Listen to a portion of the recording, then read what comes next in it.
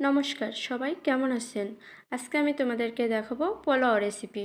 সেজন্য প্রথমে কড়াইতে তেল গরম করে পেঁয়াজ দিয়ে সেগুলো বেরেস্তা আকারে ভেজে নেব।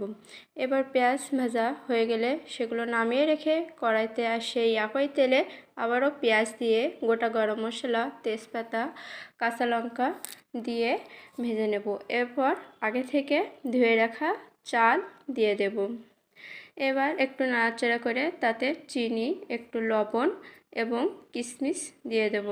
এরপর আবারও জল শুকিয়ে গেলে আমরা জল ঢেলে দেব। এবার দেখো জল একেবারে শুকিয়ে গেছে। এবার আমরা আগে থেকে ভেজে রাখা বেরেস্তা দিয়ে দেব। এবার আবারও নাড়াচাড়া করে এবার শেষে নামানোর আগে ঘি দিয়ে নামিয়ে নেব। ব্যাস রেডি হয়ে গেল আমাদের সাদা ঝরঝরে পোলাও। এবার পোলাওর সাথে খাওয়ার জন্য ছিল চিকেন কষা। দেখো কত সুন্দর লাগছে। ভালো লাগলে চ্যানেলটাকে সাবস্ক্রাইব করে দেবেন। নমস্কার।